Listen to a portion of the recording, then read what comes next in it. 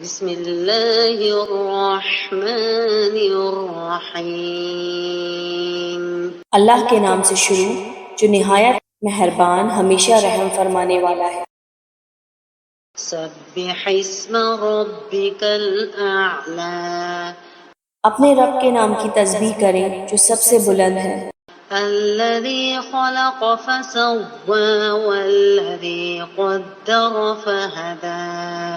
جس نے کائنات کی ہر چیز کو پیدا کیا پھر اسے جملہ تقاضوں کی تکمیل کے ساتھ درست توازن دیا، اور جس نے ہر چیز کے لیے متعین پروگرام مقرر کیا پھر اسے اپنے اپنے نظام کے مطابق رہنے اور چلنے کا طریقہ بتایا۔ والذی اخرج المرعى۔ اور جس نے زمین سے چارہ نکالا فجعله غثاء احوى۔ پھر اسے سیاہی مائل خشک کر دیا۔ سنقرئك فلا تنسى۔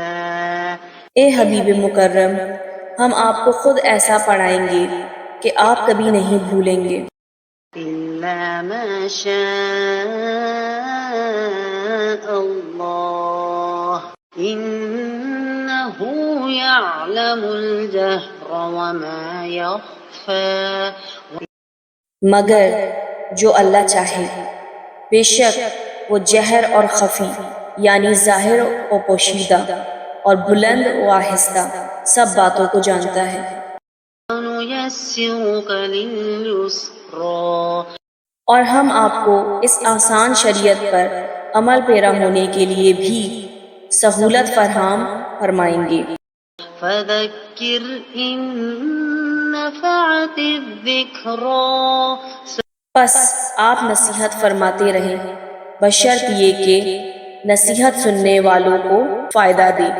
يذكر من يخشى۔ البتہ وہی نصیحت قبول کرے گا جو اللہ سے ڈرتا ہوگا۔ ويتجنبها الأشقى الذي۔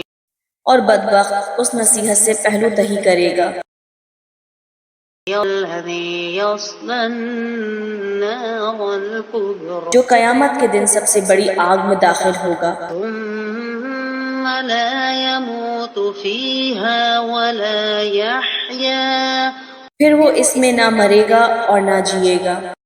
قد أفلح من تزكى۔ بے شک وہی بامراد ہوا جو نفس کی آفتوں اور گناہ کی آلودگیوں سے پاک ہو گیا، وذكر اسم ربه فصلى۔ اور وہ اپنے رب کے نام کا ذکر کرتا رہا اور کثرت و پابندی سے نماز پڑھتا رہا۔ بل تؤثرون الحياة الدنيا۔ بلکہ تم اللہ کی طرف رجوع کرنے کے بجائے دنیاوی زندگی کی لذتوں کو اختیار کرتے ہو، والآخرة خير وأبقى۔ حالانکہ آخرت کی لذت و راحت بہتر اور ہمیشہ باقی رہنے والی ہے۔ إن هذا لفي الصحف الأولى۔ بے شک یہ تعلیم اگلے صحیفوں میں بھی مذکور ہے، صحف إبراهيم وموسى۔